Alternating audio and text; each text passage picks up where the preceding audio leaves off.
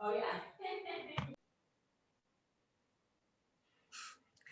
So, yep, this is Jim Lovestar, food activist, food sovereigntist, and just some interesting composting in his garden. So that's what he's going to talk about today.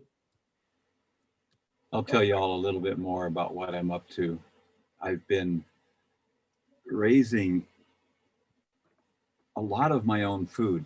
Each year is different. I strive to raise 60 to 70% of my own food every year. And this year is, with the drought, it's something of a struggle. And I'm working at it. And so I started gardening and working with compost in the early 80s. And stumbled along quite a lot. I've learned as I've gone. And regarding the food activist part, I'm one of the founding members of an organization called Northside Fresh. I live in North Minneapolis, and when you see or hear the news about North Minneapolis, think community gardens. Don't believe all the stuff they tell you about North Minneapolis. That's this much. It's a teeny bit of our life here in North Minneapolis. Most of our life here has to do with a wonderful bicycle path, 2 wonderful bicycle paths, and community gardens and delicious cafes. It's a good life here. What else did I want to say? Yeah, that's it. Northside Fresh. We are committed, given that North Minneapolis has a history of being a food desert.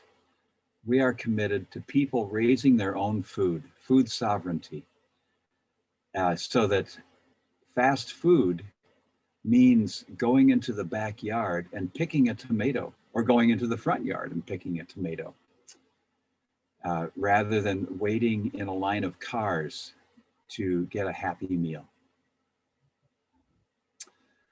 Okay, I'm climbing off my soapbox now. Oh, and you can Google Northside Fresh and visit our website and see some of the things that we're up to. Well, so composting.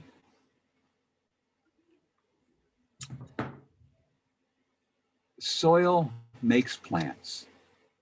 And water and sun, yeah. And soil, good soil, is really important. So, and then there's the circle of soil makes plants and plants make soil. Anything that has ever grown in the ground can be composted. And indeed, anything that eats anything that's ever grown in the ground can be composted. Sometimes not as easy as others, and everything organic, everything that has, as they say, the carbon chain in it can be composted. And by the way, I completely invite your comments and your questions. I know that as I'm teaching this workshop, that I still have a lot to learn. So as I'm going along and you're thinking, well, I do composting with a canister compost bin. Please tell us about it. We'll, you can believe that anything that you have to say is welcome here. So, getting started, gathering your materials, you can toss in, like I said, any kind of vegetable matter, and paper towels, newspaper. People say, oh, newspaper, the ink is toxic. The toxic inks were too expensive. It's ironic that economics plays such a big part. The toxic inks were too expensive, and the modern inks are oil-based and carbon-based. So no worries. You might want to skip the shiny paper, the magazine paper. That stuff just takes a long time to break down, and sometimes it is toxic. However, regular newspaper, toss it in there. It'll take a little bit longer to break down unless you shred it, and it will break down. I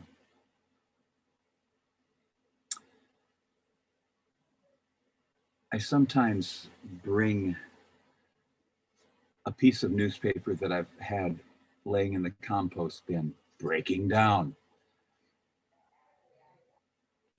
just as an example.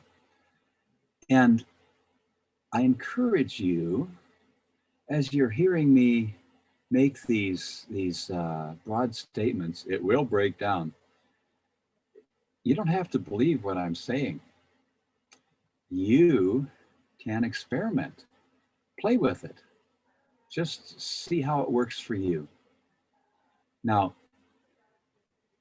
as you gather your materials, whether it's leaves, straw, grass, newspaper,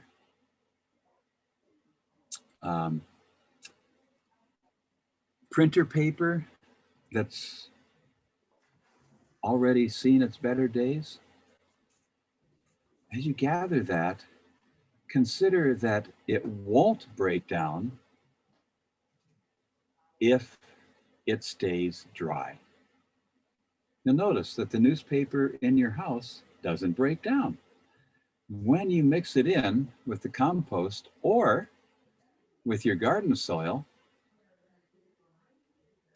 it has to be moist for the microorganisms that break it down to do their work. Just like we need water, those little guys need water too. And some of those little guys, there's a broad range of little guys, of microbes that break down organic matter. And most of them, like us, require oxygen. Some of them can do their work without oxygen. And I'll just talk about that right now. So the ones that use oxygen create compost that smells like a farm. It has a sort of sweet smell. I can always tell when I'm walking past a working compost bin. I was visiting a community garden yesterday and they had a big compost pile. And I said, oh, I can smell that. That's still working, isn't it? And the gentleman said, yeah, it's the city of Minneapolis garden. And he said that the park people, okay, let me slow down here, is that when the cemeteries are tidied up of leaves in the fall, they haul the leaves to this particular garden. You know, they want the cemetery to look neat. So they get all the leaves gathered up, haul them in trucks over to the garden, get them moist, and the leaves compost all winter long. And every few weeks, the park district comes over with a forklift and mixes the compost with either a forklift or a front end loader. So when they mix the compost, they're introducing air, and they get the water in there and it just goes. So that's called aerobic composting. You've probably heard about aerobic exercise, oxygen. There is anaerobic composting, it takes longer. And if it's happening in your compost, you'll know it because it stinks. It usually smells like rotten eggs.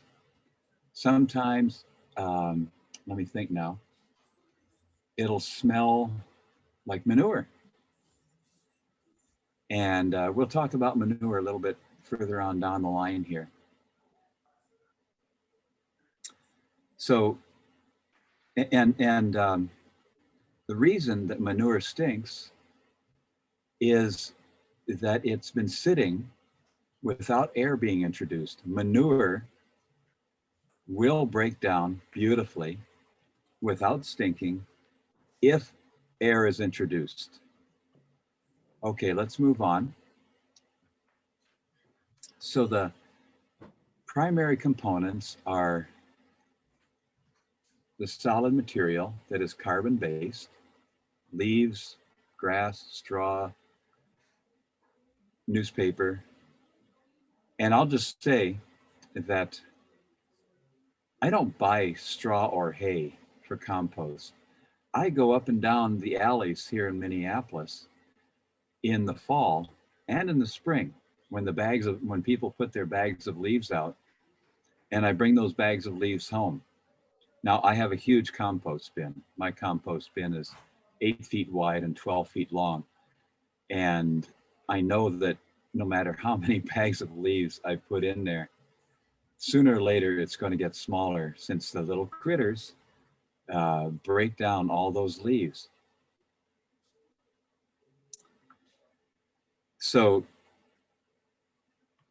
I tell people I'm thrifty, and I'm married to a woman, my sweet spouse, Nettie.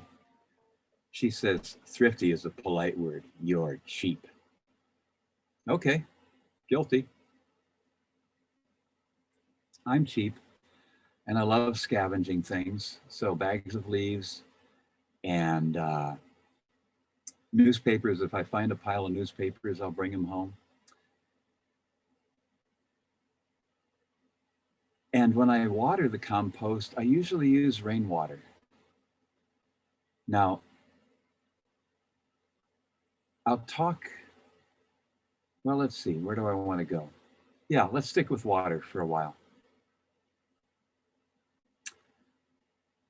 In this weather, I keep my compost bin covered with a tarp. And you don't have to use a tarp. Anything that will keep the moisture in will work. Plastic, whatever. Some compost bins have, oh, I'm getting a call here. Is that a problem? Nope, it's just a junk call. And I'll turn down. Okay. The volume on the voicemail is turned on. I'm sitting here in my office.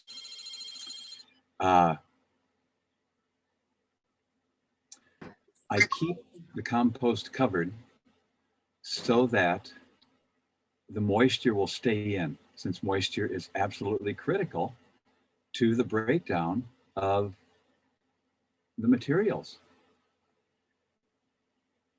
And when it rains, if it ever rains again, although you may remember we had a good rainstorm about 3 weeks ago, at least I did. I hope you did too. And then 4 weeks ago, remember it was in the 30s. And Alpa is that a tear face there? I'm not sure what that is. When it rains, I pull the tarp back and encourage all of that water to get into the compost. And I save rainwater. I have an entire system of rainwater. The rainwater catchment is the term that a lot of people use. I have rain barrels, yes. And I use 5-gallon buckets that I picked up at bakeries and restaurants that they're throwing out. And I let the rainwater come off my eaves into the 5-gallon buckets. And the rain barrels are connected to the gutters. so that I can get all that rain in one 50-gallon barrel. And I will just take and toss the water in those buckets onto the compost if the compost is too dry. If the compost is moist enough, then the water in the buckets goes in my garden. Now, I'm going to veer off just a bit here into the world of water.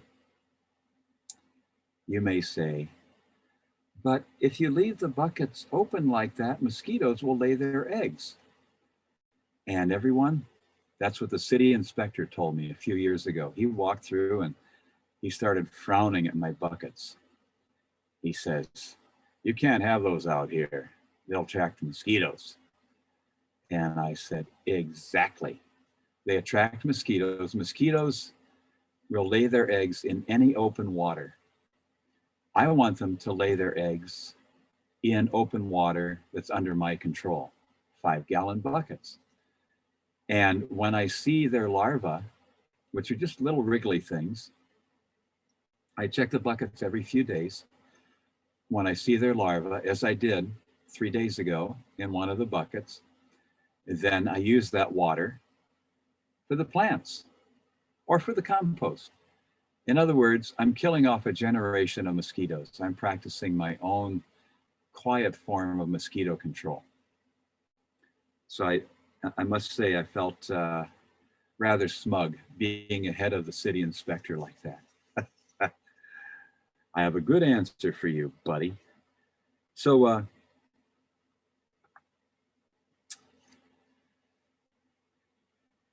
there's also, of course, kitchen scraps.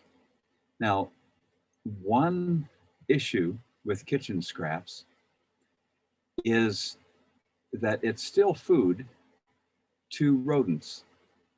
And mice and rats might be attracted to your compost. It's seldom, it's rare, and they might be attracted to it.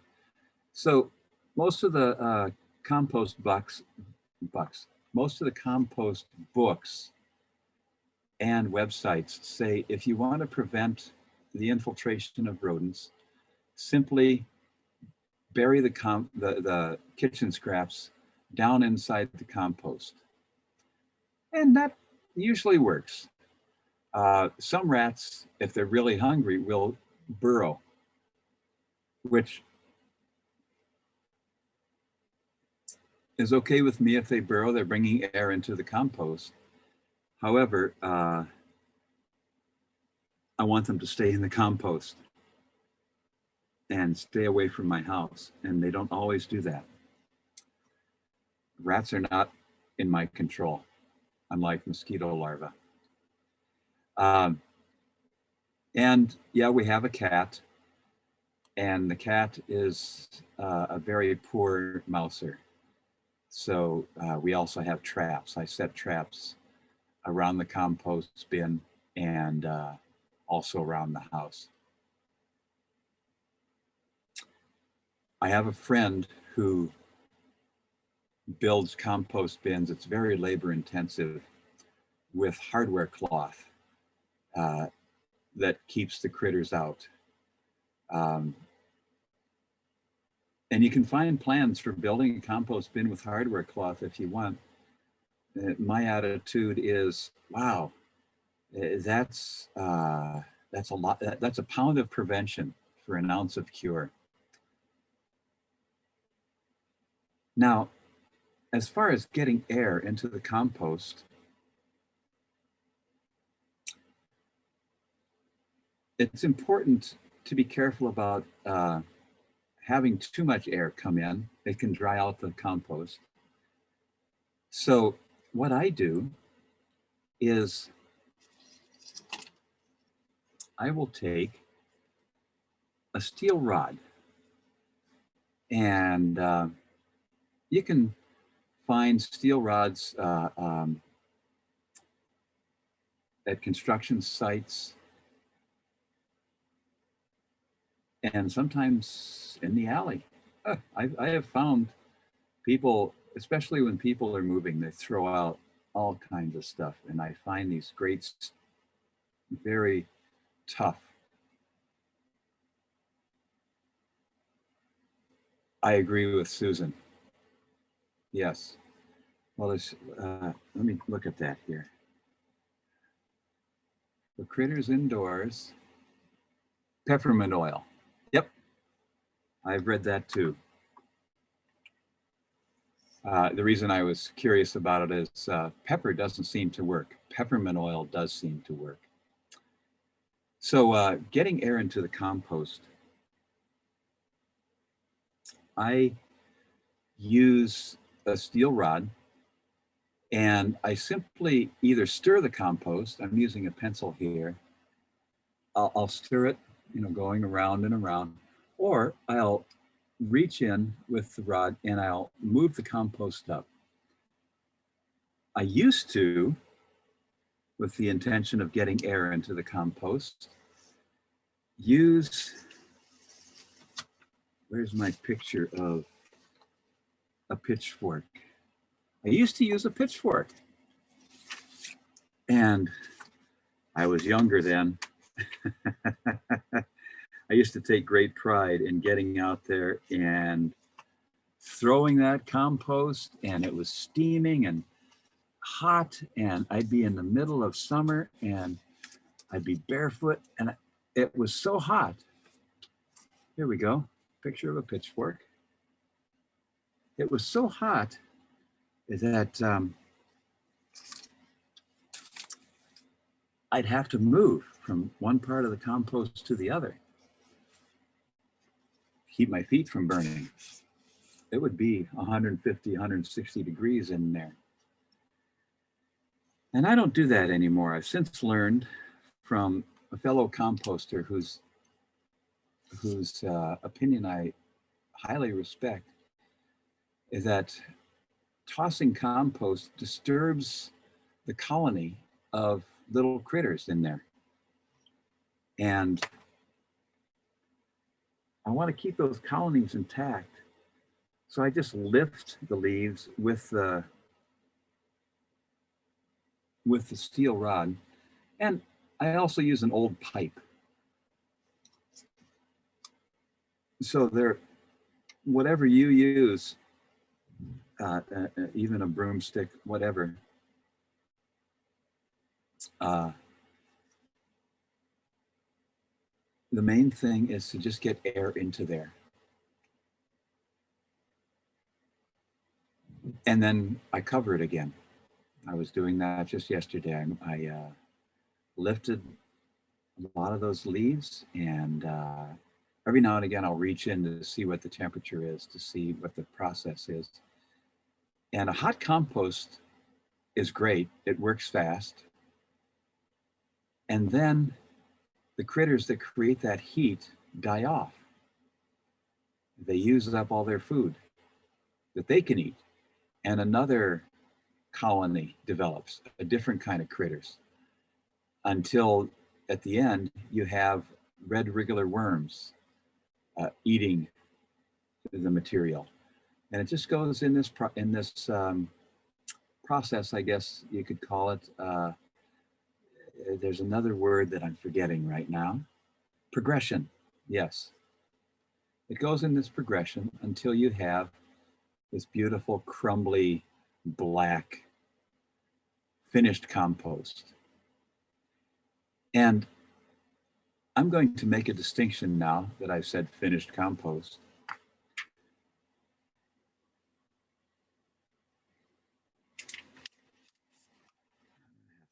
There we go.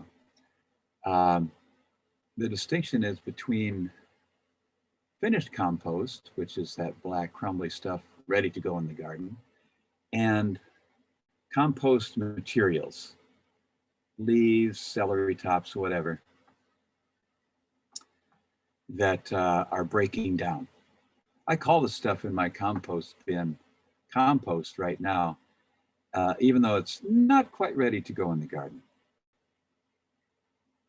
And by the way, if you have access to partially broken down compost, it's okay to put that in your garden. A lot of people say it'll rob nitrogen, and that might be true. However, the critters in the garden, the earthworms and the nematodes and all those guys who love to eat that stuff, they'll eat it. In the fall, when I have way more bags of leaves than I can fit in the compost bin, I'll just dump the bags of leaves onto my garden. That serves two purposes. One is that it keeps the garden soil, what's the term? It keeps the garden soil from freezing further into the season. It will freeze probably in January. And two is that having those leaves on top of the garden, the earthworms and the other critters come up and eat the leaves, since they can still move through the unfrozen soil and draw the material back down into the ground. It's a win-win. And it keeps moisture in the soil. A win-win-win. And I like allowing nature to multitask. So where else did I, getting air into, the soil also wants air. The critters in the soil also want air. So I don't use a tiller, number one, because I'm cheap. And number two, the people I respect who tell me that a tiller destroys the texture of the soil. And it also kills a lot of the critters in the soil. So I use what's called a broad fork. And let's see if I don't have a picture of a broad fork handy. I encourage you to Google the word broad fork and see what's out there. There's some fabulous tools out there that work as fast as a tiller without putting the carbon in the atmosphere. And I know the amount of gas that a tiller burns is really tiny. And I've used a tiller. It's hard work. A broad fork is less hard work. I've used a tiller for breaking up sod for the first pass on a community garden, which I've done more than once. And I tell you what, when a tiller hits a large rock, it shakes me to my bones. So I'm very much a fan of the broad fork, both for mixing material into the soil, partially broken down leaves into the soil, and for getting oxygen into the soil. I'm talking a lot. Does anybody have any questions? I'm going to drink some water while I'm taking a break here.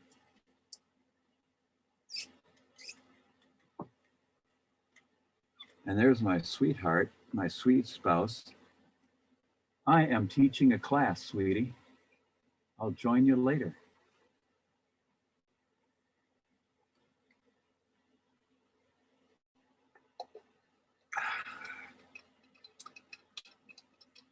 She knows that I teach classes. I love teaching composting, and I've also taught food drying, dehydration out there at Alpa's Place. And I also bicycle. I haven't owned a car since 2004.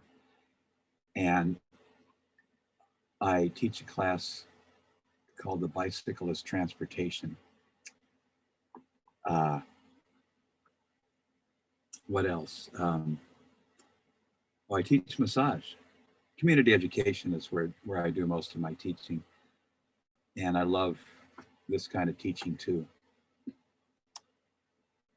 So I see a question here from Anita. I throw my spent in there thinking that it will be incorporated into the compost and be renewed that way. Does this really happen? Yes, it does. The roots are just organic matter, and that's exactly what I do with my spent indoor plant soil. Is I trust the critters in the compost and also in the garden soil to break down that stuff. And indeed, I do it with my spent outdoor soil. I also teach container gardening. That is, in addition to using 5-gallon buckets to collect rainwater, I'll drill holes in the bottom of 5-gallon buckets and raise food in them. I have an area on my property that is concrete. And when I had a car, I parked my car there. My sweetheart uses the garage, and I would park my car on the pad. And no car? Well, okay. 5-gallon buckets or bins that people have thrown out. Drill a hole in the bottom and fill it up with finished compost. And right now I have lots of kale and collard greens. And what else do I have? Wild spinach, which is also called lamb's quarter, and sow thistle. I eat weeds. If you want me to talk about that, just say so. So the polite term for that is foraging. There's some great books on foraging, and indeed, the Four Season Forager, a local woman. I'll see if I can find her site while I'm talking here. And she has such a wonderful website that where she tells us about foraging. Yeah, here we go. Okay. I'll just put this in the chat. I learned recently about curly dock, and I Googled it, and Maria, who does the Four Season Forager site, has a great little piece on curly dock. So let's see, how do I, okay. There we go. Yep, I eat weeds, and when I pull them out, and I eat the part that's edible, and I toss the roots back on the ground or into the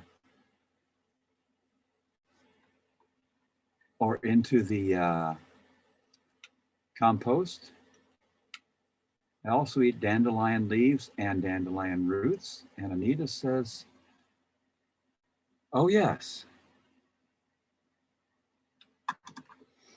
Okay, Anita. As I said, I gather lots of leaves in the fall and toss them into the compost bin. And sometimes I just toss them in. Actually, what I do is I'll tear the bags open. Sometimes I save the bags if they're in good shape, and I give them away to friends. And my sweetheart says, hey, you got too many leaf bags laying around here in the shed. Get rid of them. So I call neighbors, call friends. You want a half dozen leaf bags? Come and get them. And the ones that are already torn, I just tear them open completely and water the leaves. And they start breaking down. And they start heating up.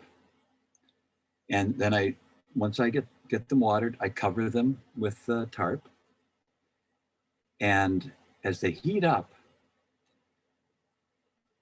I'll notice as the winter comes on, we've had these November snowfalls recently, the last few years. I'll look in my garden and all the snow is just snow. And where the snow has fallen on the tarp, it's melted. And it's not consistent. It's not like like a heating coil in a house, it's different areas are hotter than other areas in the compost bin. So I'll see these areas that have melted, the heat has just come up like a chimney, and other areas it's still snow. So that's what I do in the winter. I keep it covered to keep the moisture and the heat in, Anita. And I want that heat to continue as long as possible. And I can usually see evidence that it's hot into mid to late December. There was one year when it was still cooking in January. It was a mild winter. So, and then I just leave it. I know that it's probably going to freeze. And in the spring, I come out, and when I see that it's thawed out, I get some more water in there and get some more leaves in there. And the whole process just keeps on going. I take advantage of Mother Nature. And by the way, speaking of taking advantage of Mother Nature, this has been going on. What we have with what we call composting, it's been going on since plants have been on the planet. So we're just doing, or we're just tapping into a process that's already there. And that's what I love about it. There's it's low tech, and there's nothing I have to create new. I just pay attention and I experiment. You know, like I said, you don't have to believe what I'm saying. Experiment and find out for yourself. I experiment and I find out, oh, that's working pretty good. Okay, I'll keep doing it that way.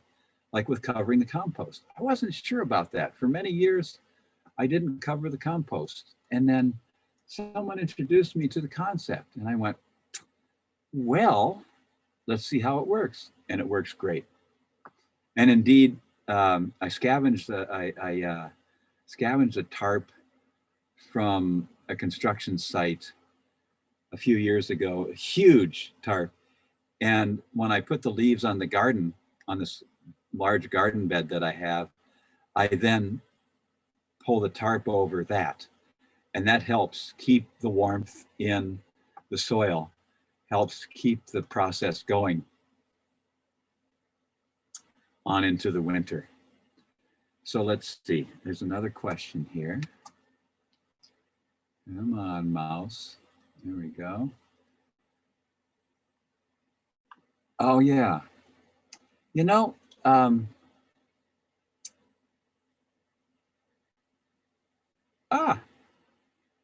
garden camp. What a great idea, Alpa.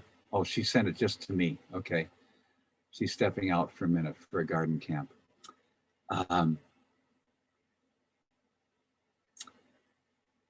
I don't, the leaves that I use are mostly from the trees, from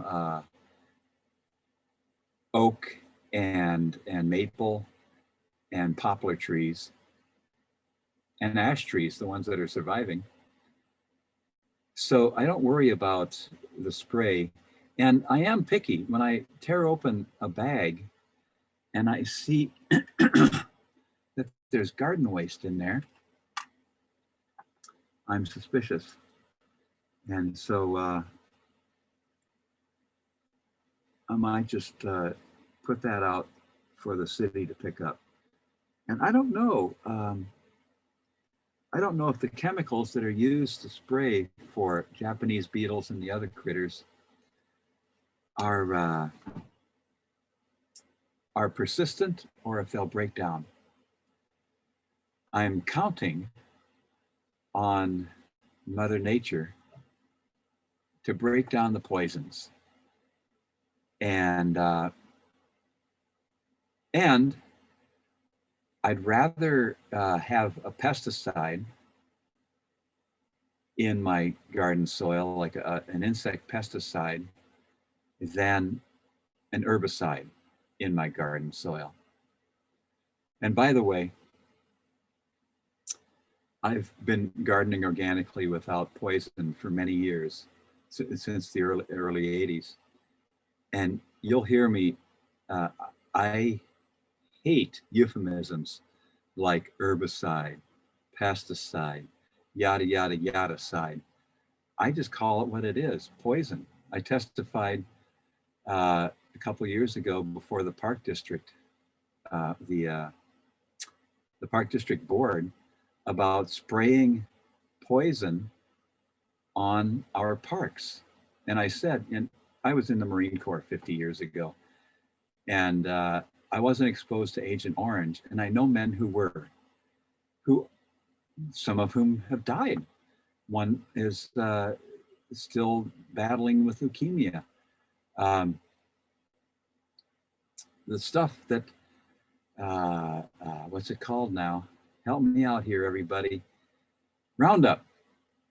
Roundup is in the family that Agent Orange.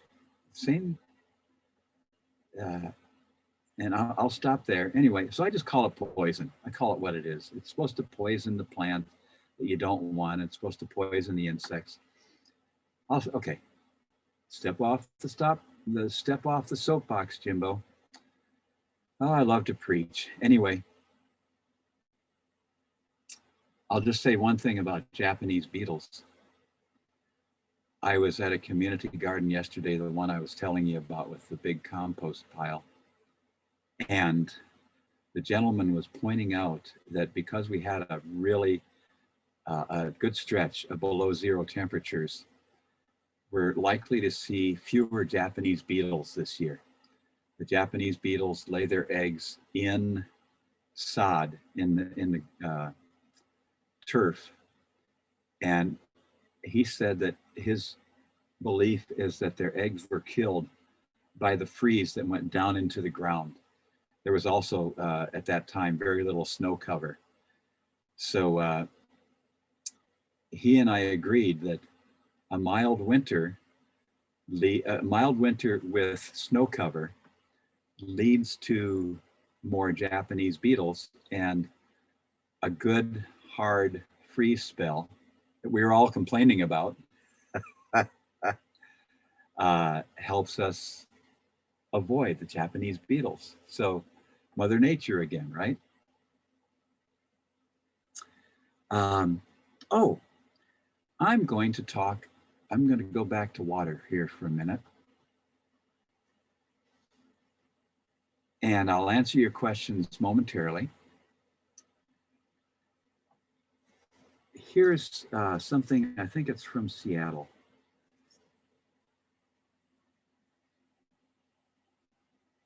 I hope you can see it. I water my garden and the compost depending on the time of year.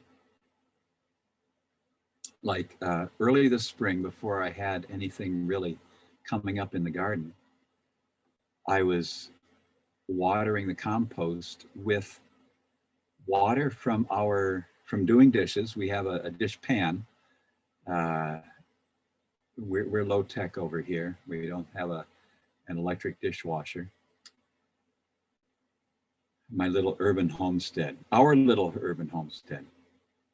So I use dishwater and also water from the washing machine. I just run a hose down into my basement, connect it up to the washing machine. And even we use the 7th generation detergent, both in the kitchen and in the washing machine, which is, organic, yada, yada, yada.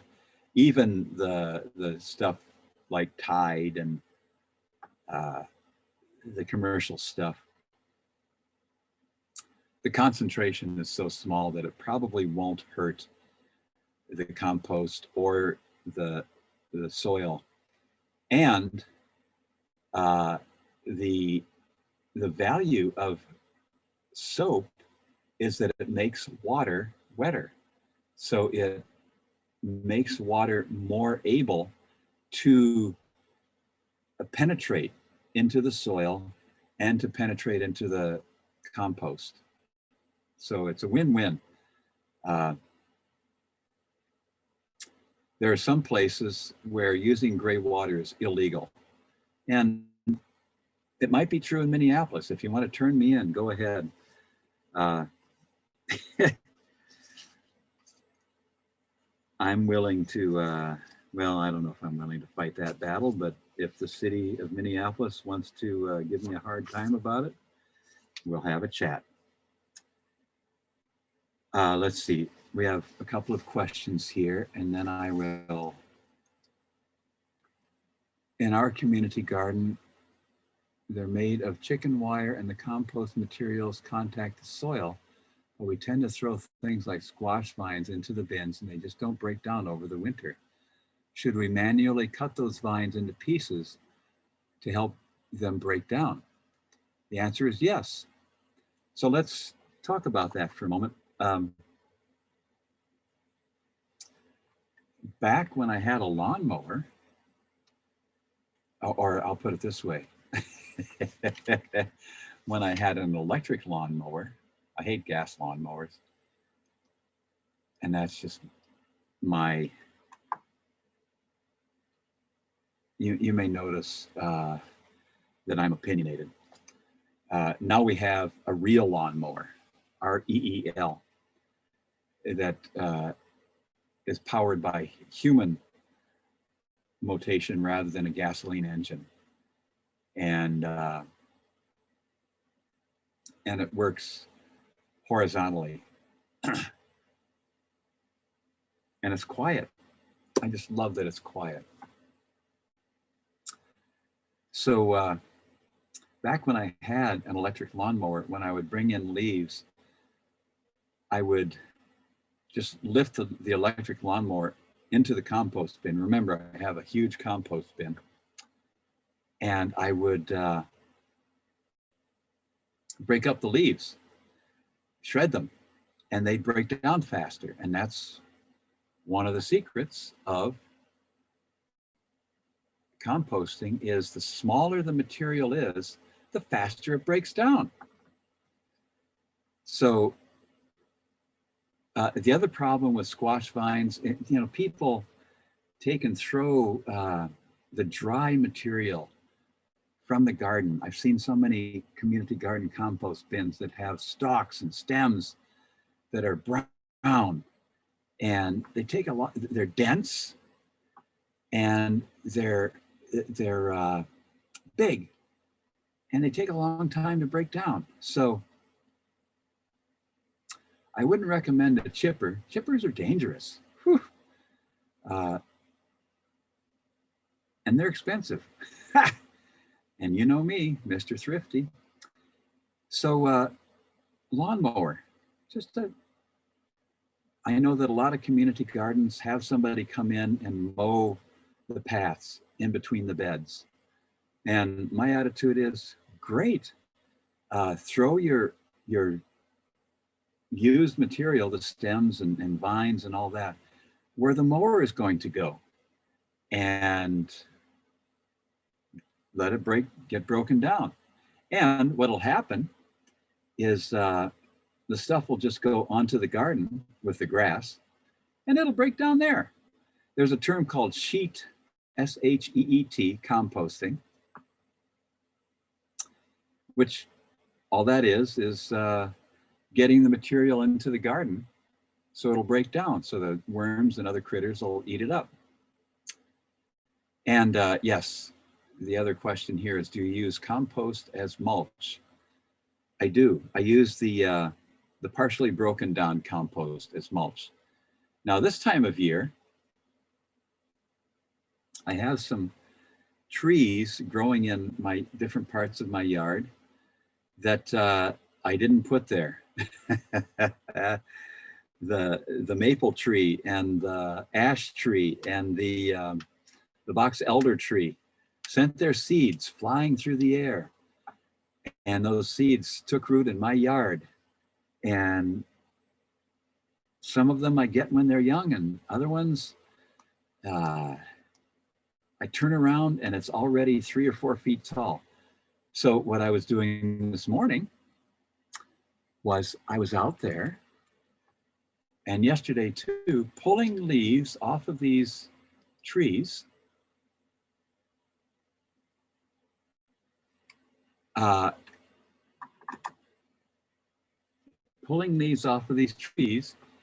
I'm using as mulch.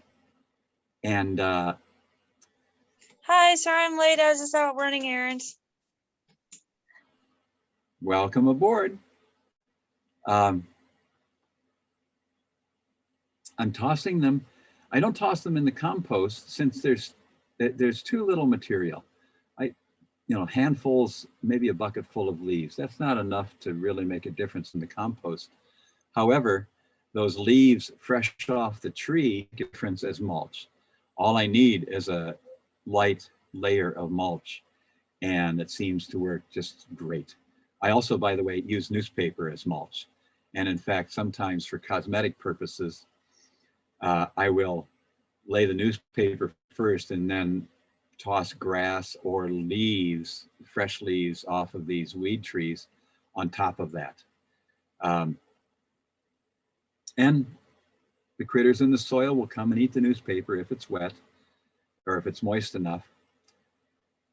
And I just, and keep those plants happy with the newspaper and the leaves from the weed trees. And I have a friend who said, weed trees, Jimbo, you actually consider some trees weed trees? And I say, yeah, a weed is a plant that is someplace where I don't want it. So yeah, and the trees, if they're small enough, if they're still a foot tall, I'll pull them out. However, have you noticed, if you ever go and pull out a weed tree, the root is the first thing to form, and boy, are they hard to pull out when they get bigger. So I just let them grow, and as long as they're not in the garden beds. And when they get big enough, I will use them for cooking. I have a barbecue grill, which I salvaged. I kept it from the landfill. Someone threw it out, and I burn wood that I have salvaged. Anyway, I burn wood in the barbecue grill to cook in the summertime. My grandparents, who had a farm, had what they call a summer kitchen. That is, they cooked in this outbuilding that was 20 feet from their house to keep from having the heat of cooking in their house. And I do the same thing. I don't want the heat from cooking in my house, as little as possible, so I cook with wood out in the backyard. And when these weed trees get big enough, I cut them and let them dry, and more fuel. I must say that I pride myself on my full circle approach to living.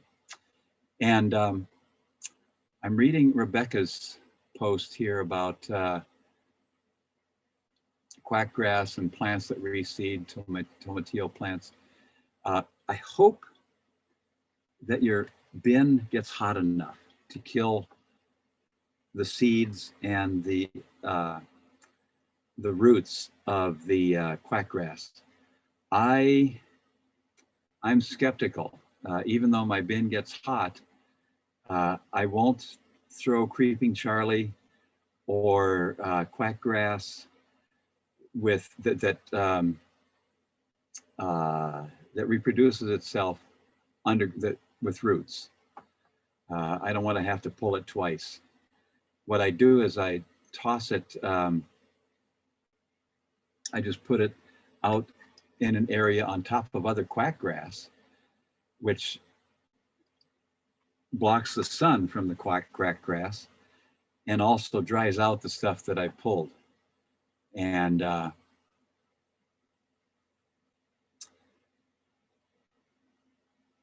just let it dry out, and then I use it as mulch on top of the ground. I'm concerned about those roots surviving and being put in the ground. And 3 years later, I've got more quackgrass. And Peter has a question about the ideal ratio of green items and fresh leaves and all that. Well, you know, my friend, you can look in a lot of different books and websites, and everybody has an opinion about the ideal ratio. And I'll tell you the truth, that's too much work for old Jimbo here.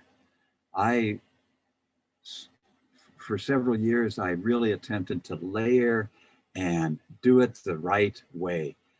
And I realized that it's been happening in nature, like I said, since there's been nature, and things break down anyway. So if you can get the ideal ratio, maybe it'll break down faster. Okay, I'm all for breaking down faster. And it's too much work and too much fussiness for me. So my attitude these days, and this might be heresy to some people who are compost gurus, which I am not. I'm just an experienced. Someone introduced me once as an expert gardener. I'm an experienced gardener.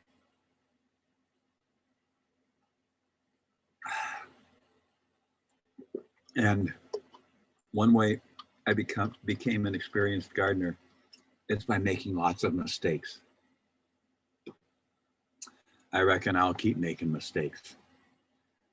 In fact, that was one of my vows when I was married, is that I will make many mistakes.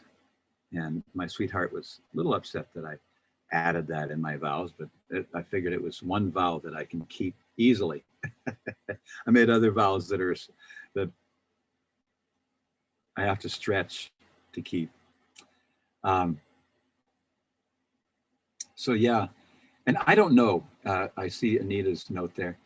I don't know if I'm doing it right by keeping the quackgrass and the creeping Charlie out of the compost.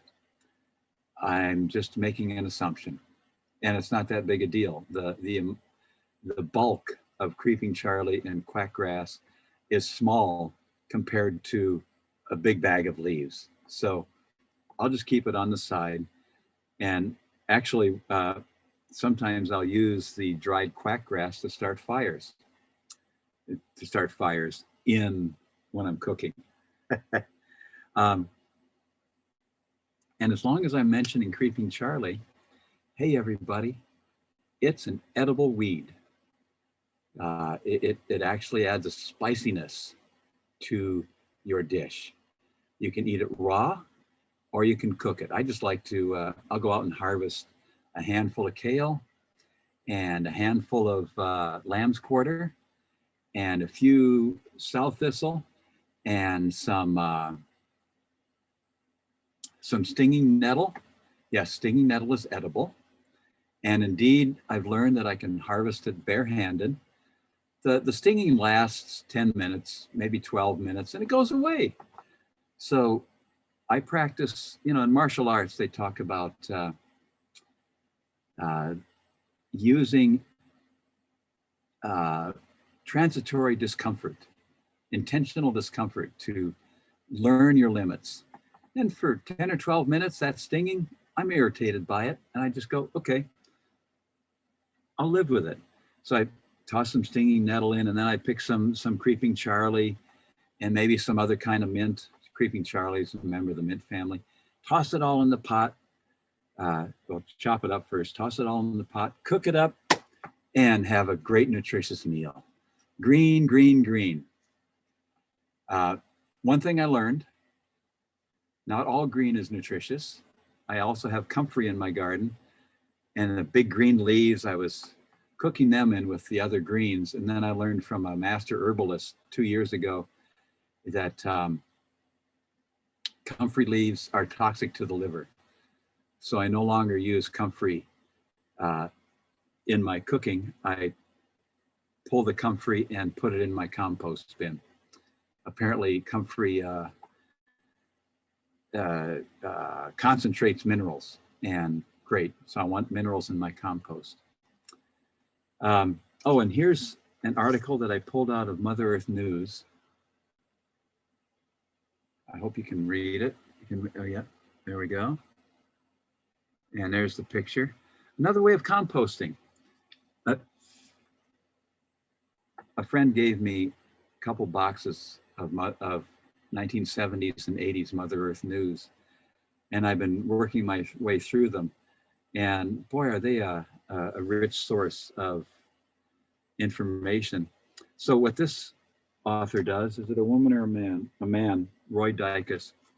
He takes, there's the picture, and puts the organic matter in a black plastic bag. Of course, this was back when black plastic bags were used for trash collection, before compostable bags. And so I tried it, just tossing leaves and other stuff. And he just lets it sit, gets it moist and lets it sit. And it does break down. It breaks down beautifully. So if you don't have room for a compost bin or a compost pile, you can use a black plastic bag. They're cheap. Now, I talk about my compost bin. And like I said, composting's been happening for eons. So you can have a compost pile. Your city people might get upset about that. Many different kinds of bins. You can go online, I'm sure, and find other models of compost bins. This one is made from cinder block.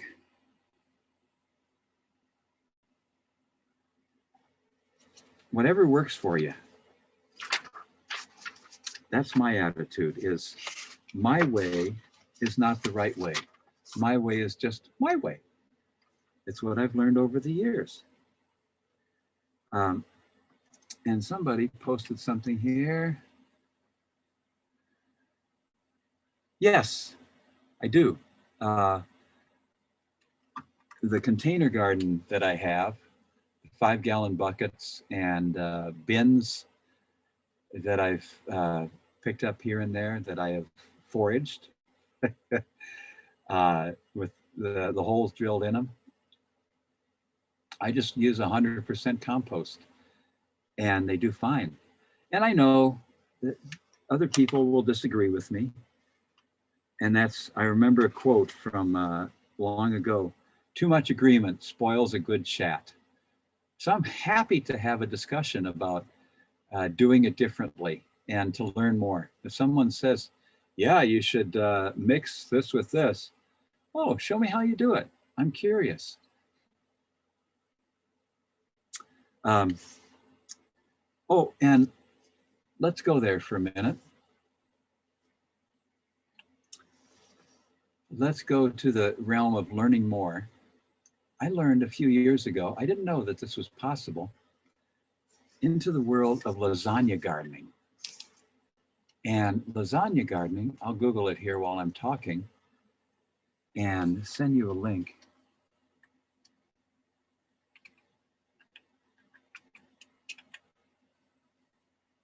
There we go. How to make a lasagna garden. Come on, there we go. Okay, here's one site. And certainly you can find other sites. By the way, with chat, you can copy and paste from chat. At least I've been able to do it. Usually works for me. So lasagna gardening is very simple. It's a good way to save using a rototiller on an area that's turf or weeds, and that is just cover it with cardboard, newspaper, something. Well, you don't have to use that, come to think of it. You can cover it with just a thick layer of leaves, something that'll smother the turf or the weeds underneath. That'll keep light from getting in.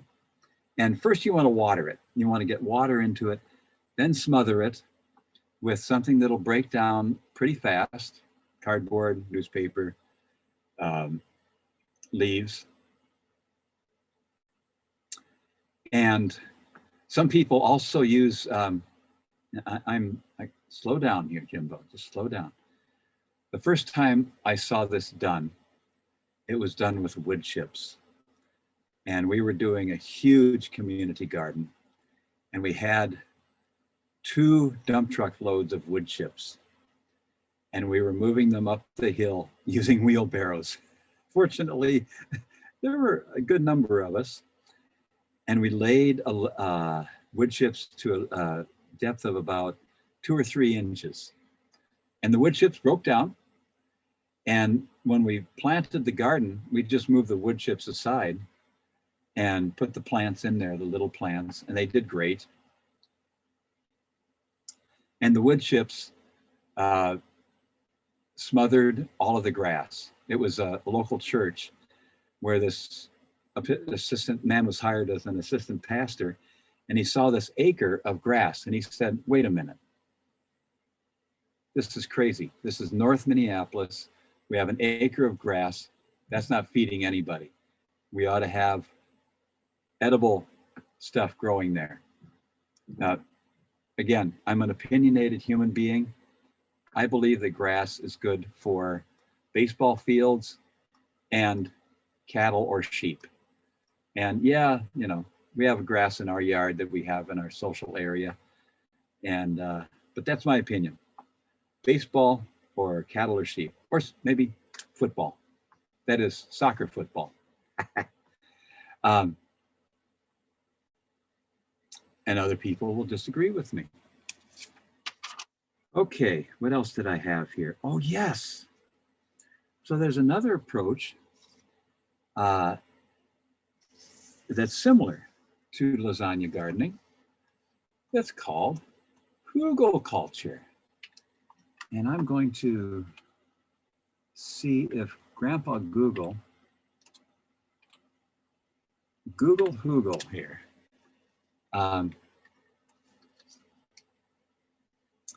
Nope. Okay, we're going to have to do this differently.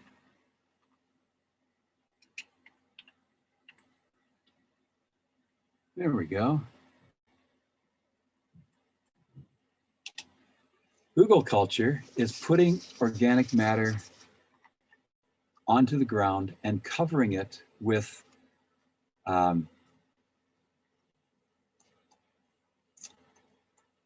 let's see here. Let's do this.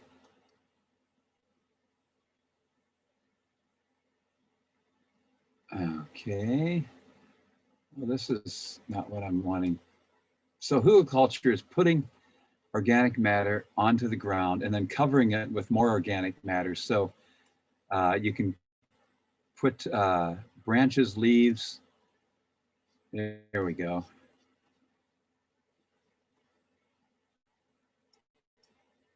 Anything that'll break down, wood chips onto the ground, cover it with more stuff, and then cover it with finished compost. And I'm going to chat here to get this. There we go. There we go. There's hugelkultur. It's just a different kind of composting. It's taking advantage of the microorganisms in the soil. Again, people will say you're putting organic matter, carbon into the soil, and it will rob your soil of nitrogen. Well, there are a lot of plants that don't care about nitrogen. Peppers, tomatoes, the plants that really want nitrogen are the crucifers, the brassicas, kale, collard greens, broccoli. Other plants don't care. So, and I'll just leave that with you, the hugelkultur thing. It's hugelkultur is a good way of using those stems and twigs and branches in a creative way. Talking a lot, get that throat wet again here.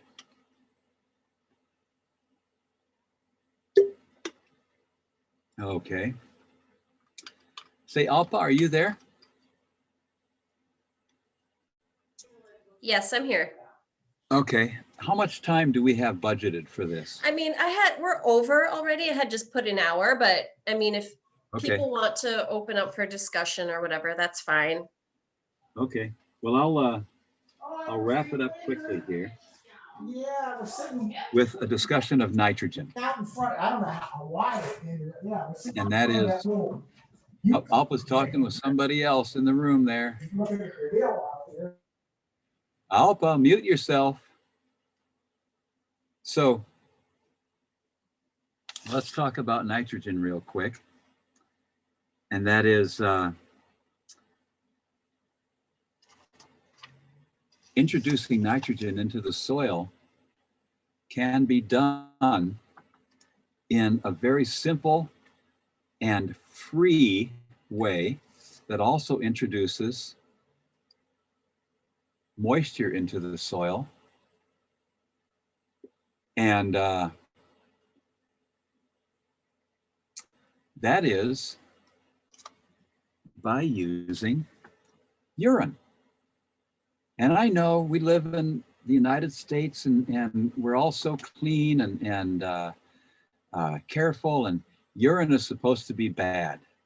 Well, I wouldn't drink it, and I will put it in my compost bin or on my soil.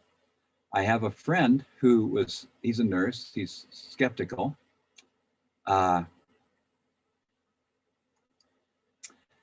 And he said, I'm going to try that. And he came back to me a year later and he says, you know, I tried your idea of urine.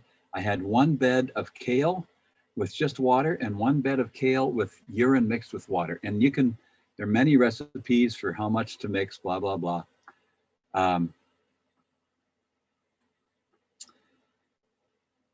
Urine is high in nitrogen. Let me stay with him for a minute. He came back to me a year later and he said the kale bed with only water was this high. The kale bed with urine and water was this high. I am a convert. So, okay. And again, you can agree with me or disagree with me. Google it. There's lots of sites that'll tell you how to use it safely. And there are also lots of sites that'll tell you how to do this. Can you read that? The Humanure Handbook. And the gentleman who wrote this book has a site that he gives away. You know, this book cost money, and he gives the information away. Go to thehumanurehandbook.com and you can learn about using what comes out of us in a healthy way, in a safe way, to help you raise your own food. I know lots of people who do it and they love it. They think it works beautifully. Okay, now there's lots more insight, knowledge, and wisdom online. I encourage you to take what I've told you and run with it. Experiment, look it up, talk with others. And Alpa has, actually, I'll give you my email address on the chat so that if you have questions for me, by all means, get in touch with me. And do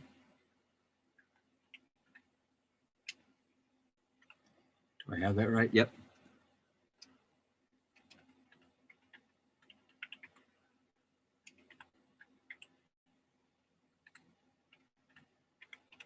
Let's see if I have that. Nope, I didn't do that right. Okay.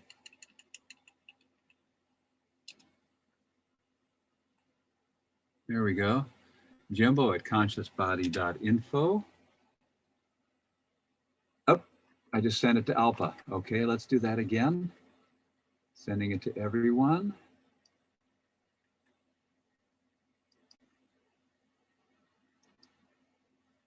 Everyone.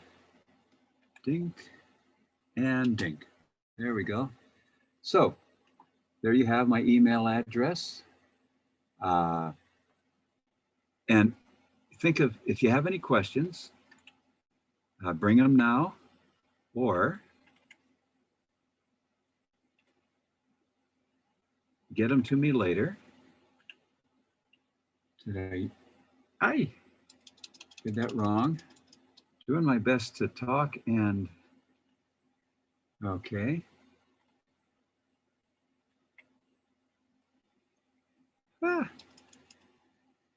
Any questions?